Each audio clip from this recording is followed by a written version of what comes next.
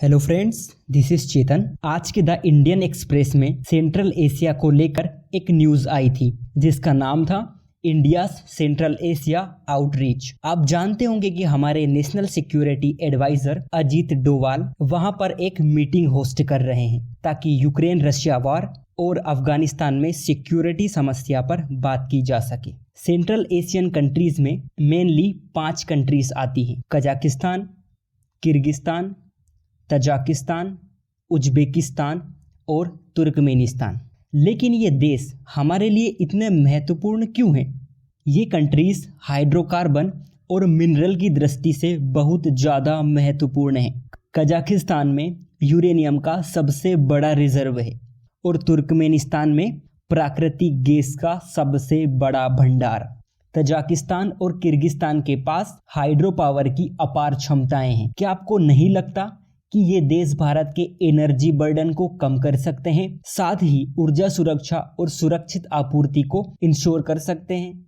अफगानिस्तान में तालिबान के आने से भारत व आसपास के क्षेत्रों में extremism, terrorism, radicalisation, narcotic trafficking और स्मगलिंग जैसी एक्टिविटी बढ़ सकती है। ऐसे में ये देश भारत को इंफॉर्मेशन शेयरिंग एंड कोऑपरेशन के थ्रू काफी सहायता कर सकते हैं। फ्रेंड्स, अगर आप इनकी लोकेशन को ध्यान से देखोगे तो इन देशों की सीमा चीन और पाकिस्तान से लगी हुई है। ऐसे में ये देश हमारे लिए बैलेंस ऑफ पावर का काम कर सकते हैं। अगर व्यापार की दृष्टि से देखें तो इन देशों के पास यूरेनियम और प्राकृतिक गैस के साथ साथ सोना, कोयला, लेड, जिंक और लौह अयस्क की खदानें हैं जिनका यूज भारत अपनी आवश्यकताओं की पूर्ति के लिए कर सकता है। पाकिस्तान इन क्षेत्रों में हमारी ट्रांसपोर्ट एक्सेस ब्लॉक करके बैठा है। ऐसे में भारत चाबहार पोर्ट और international north south transport corridor को जोड़कर अपनी एक्सेस बढ़ा सकता है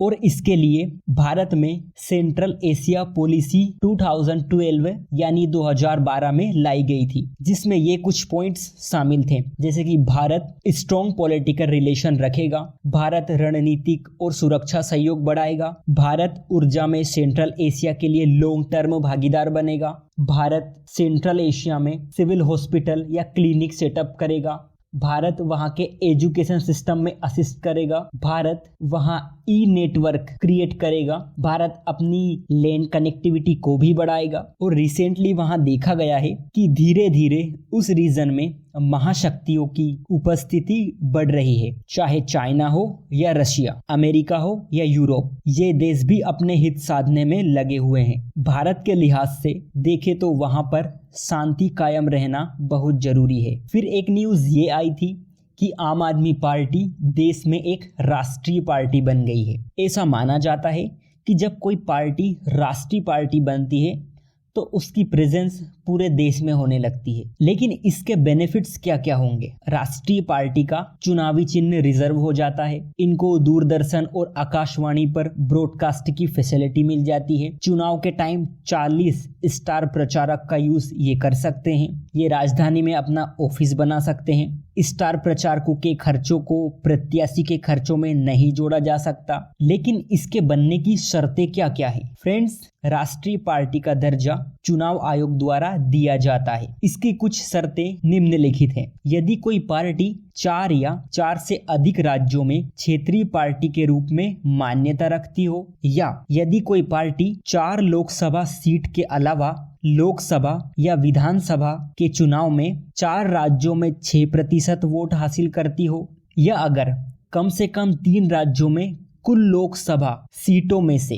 2% सीटें जीत जाती है। अगर इनमें से कोई सी भी एक शर्त पूरी होती है तो उसे राष्ट्रीय पार्टी का दर्जा दे दिया जाता है। लेकिन भारत में वर्तमान में कितनी राष्ट्रीय पार्टियां हैं? वर्तमान में 8 हैं। BJP, Congress, TMC, CPI, CPIM, NCP, BSP और एनपीपी।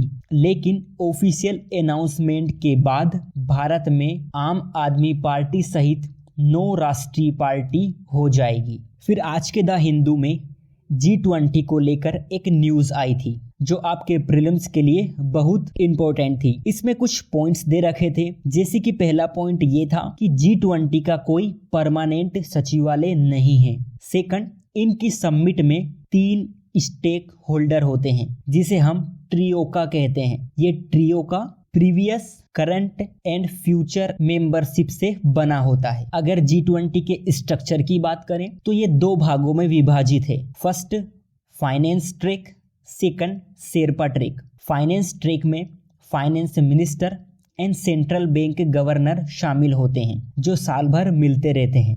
वहीं शेरपा ट्रैक की बात करें तो इनमें देश के मेन लीडर शामिल होते हैं जो देश को लीड करते हैं। क्योंकि प्रीलिम्स में इस टाइप के क्वेश्चंस पूछे जा सकते हैं कि ट्रियोका या शेरपा ट्रैक किससे संबंधित हैं। फिर हिंदी न्यूज़पेपर में एक कार्बन उत्सर्जन को लेकर आर्टिकल आया था। इसमें यह बताया गया था कि कार्बन उत्सर्जन इन 3 क्षेत्रों से सबसे ज्यादा होता है। First, industry, second, transport and third, housing. China में इंडस्ट्री से एमिशन सबसे ज्यादा होता है, वहीं ट्रांसपोर्ट और हाउसिंग सेक्टर में चाइना, अमेरिका और यूरोप सबसे ज्यादा योगदान करते हैं। इस न्यूज़ का यूज आप अपने ऐसे आंसर राइटिंग या इंटरव्यू में कर सकते हैं। सो आज के लिए इतना ही। Thank you.